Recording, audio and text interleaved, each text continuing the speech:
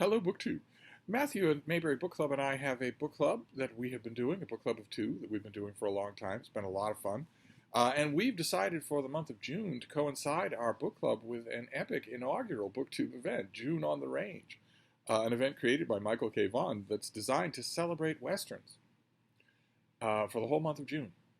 Matthew and I decided, or rather I sort of nudged him. I have a few choice nudgings in mind for a little while now, until the fall, for our book club.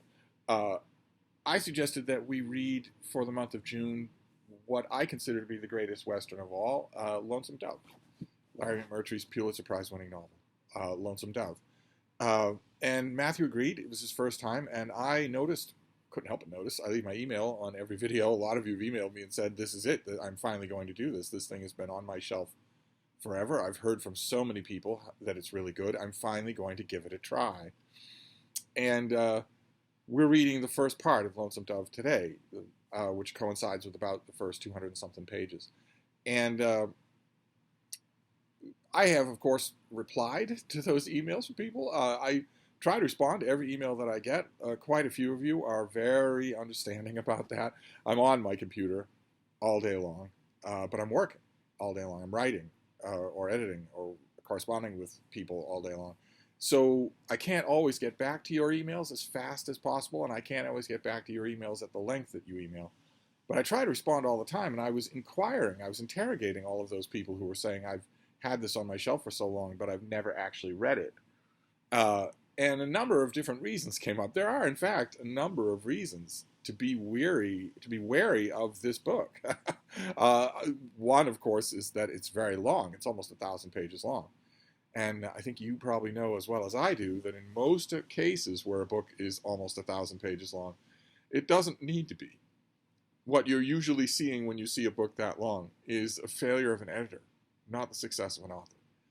And you've probably been put through a lot of that the same way that I have, right? That if you sign on to a 900-page novel, you expect that you are signing on to a novel that has obvious padding, long yours that are really noticeable, tedious repetition, author not being brought to the point, all that sort of thing.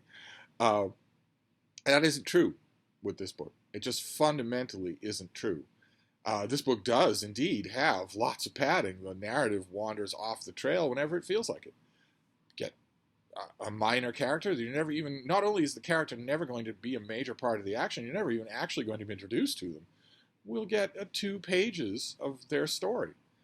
That happens all the time in the first part of Lonesome Dove that we're reading for this week. And the second part of Lonesome Dove simply decamps from the main story completely in order to do that at length. And yet you don't mind when it's Lonesome Dove, because the narrative tone that Larry McMurtry adopts right at the beginning of this book and just holds all throughout really invites that. There are elements of this. It can be a very dark story. It is a very dramatic story. But there are large elements of its narrative identity that feel like a long tale being told by a campfire or on a back porch at sunset or something like that. And you get to the point where when the narrative actually splits away from all the main characters that we've known, you don't mind at all. So the length is no impediment here. I've never met anyone who's read Lonesome Dove that didn't want it to be longer. Another reason why you might be wary of reading this book is that it's a Western. It's cowboys, it's Indians, it's cattle, it's trails, it's rattlesnakes, it's all that sort of stuff. It's the West. And it's been my experience that usually people who say, I don't like Westerns, have never read one. That tends to be true, in my experience, for any kind of categorical dismissal. Usually the people who are saying it have never given the category a try, not a serious try. A serious trying anything, reading anything seriously requires an open mind. And that means that when it comes to books, that means that you are starting a book, you are reading a book, you are embarking on a book with the explicit understanding that you are giving it permission to change you.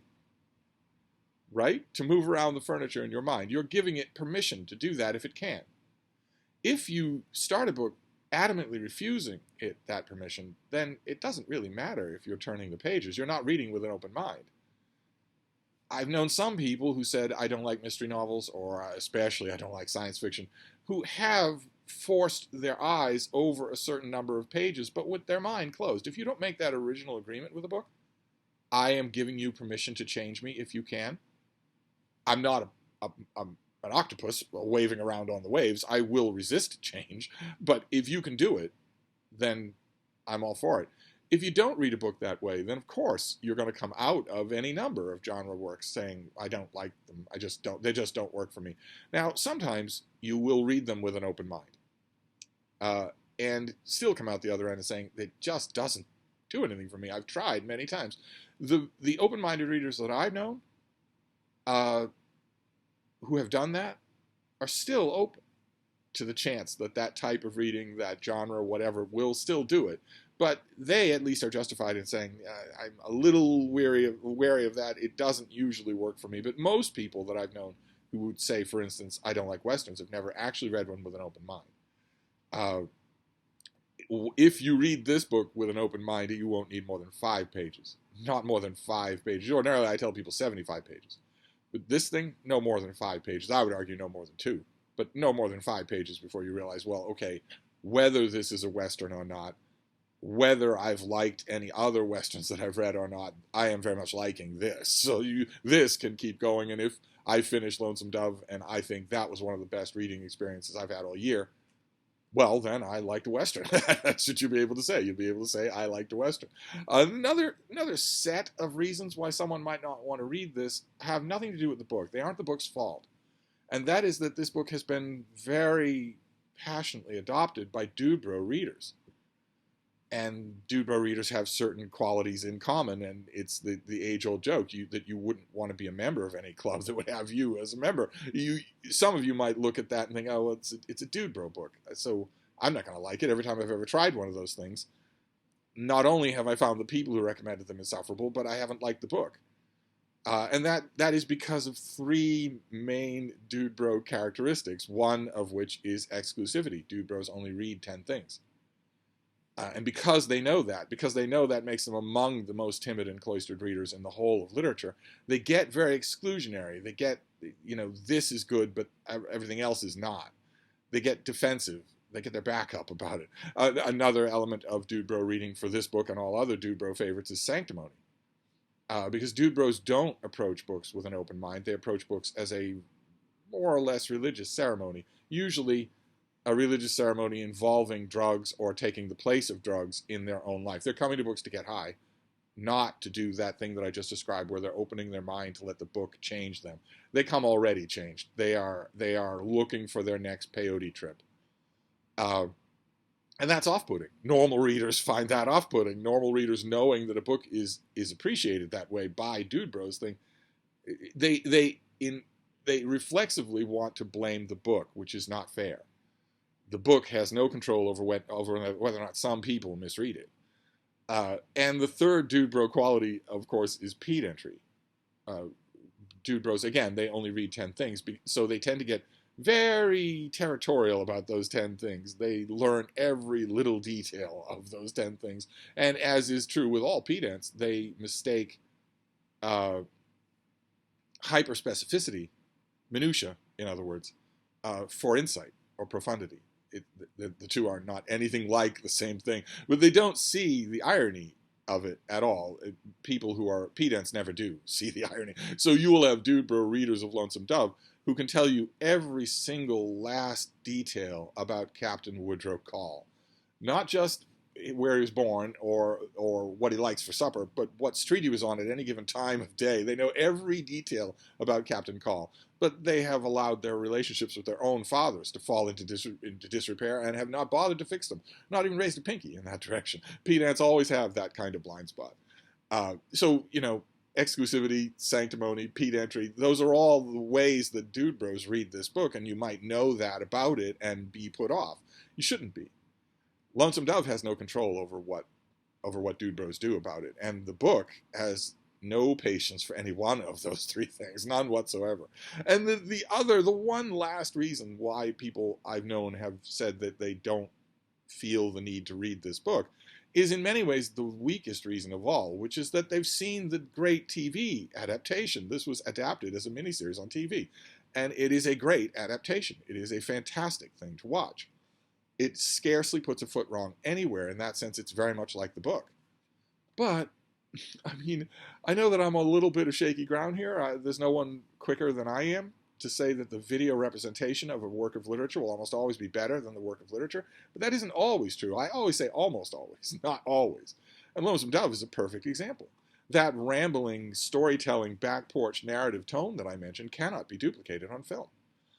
There are a whole bunch of scenes in this book that you would be very hard pressed to do them on film. You could try, but it'd be very hard to do, and I don't think it would work. Same thing with the miniseries. The miniseries does some things to this prose narrative that the prose narrative doesn't do, and it does them really well. I always have a problem with this. I had a problem with it 30 years ago when I would have customers at the bookstore say, well, what do you recommend? And I'd say, I really recommend Silence of the Lambs by Thomas Harris. And they would say, oh, I've seen the movie. The movie won 20 Oscars. I've seen the movie, so I don't really need to read the book. I wanted to say I often did say to those people, those two things aren't the same. The book does a lot that the movie doesn't do and couldn't do. You will enjoy them both. You will enjoy them separately. So that's another reason why you might look at this and say, well, do I really need to slog my way through a 900-page novel when I've read and loved the miniseries starring Tommy Lee Jones and Robert Duvall? My answer to that would be yes. Very much yes. You are a reader after all. You are very much missing a great reading experience if you let that get in the way. And a number of those things have come up in emails that I've had from people saying, I have put this off forever and ever and ever. So I'm gratified that so many people are deciding to read this thing. And in the chapters that we read today, the settled order of things is disturbed.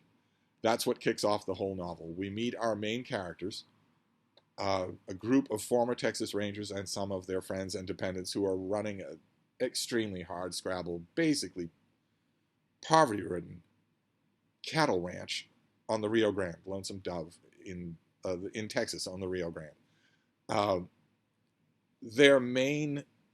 The main characters in that outfit are two former Texas Rangers named Captain Call and Captain McCrae, Augustus McCrae and Woodrow Call.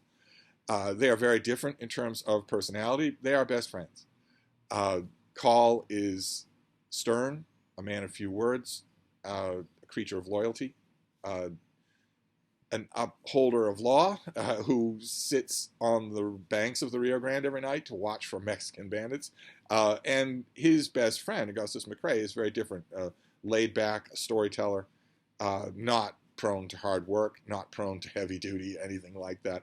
They balance each other out. As the narrative goes on, we don't really see much of it in the part that we're reading today, but once they move into danger's path, we see it a lot more clearly, that they share a lot in common. They are the two by far most capable men, not only at the Hat Creek outfit, but also anywhere in Texas. They are equal to any situation. And no one around them is. No one else around them is. Other people around them have certain qualities. P.I. is stupid but very loyal, works like a drover's horse. There's Dietz, who is also a former messmate of theirs, who's extremely capable, extremely insightful. They go to him for insight on all sorts of things. He's not a leader of men, whereas Call and McCrae both effortlessly do that. There's also a boy named Newt, who the narrative and also Augustus McCrae make it pretty clear pretty early on that he is the son of Captain Call by a prostitute who used to live in Lonesome Dove and is now dead.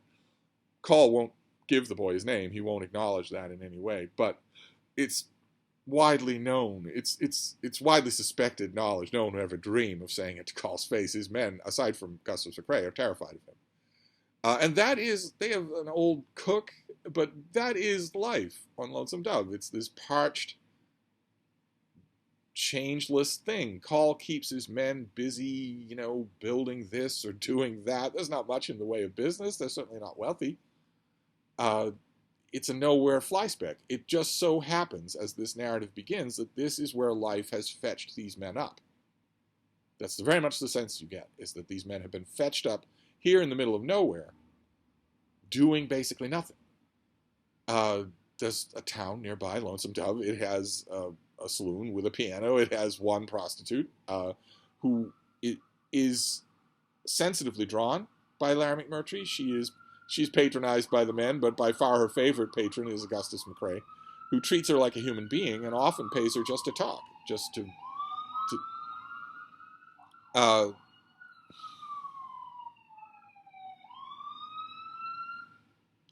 just to spend the time of day. Uh, she is also fetched up. It's very much the sense you get of everybody in Lonesome Dove is that this is just where life sort of landed them. But unlike a lot of people in the town, Call and McCrae feel cut out for bigger things. They just aren't doing them until a stranger comes to town. That standard Western trope. And it's a former colleague of theirs, a former Texas Ranger colleague of theirs, Jake Spoon, who's not cut from the same cloth as Colin McCrae at all.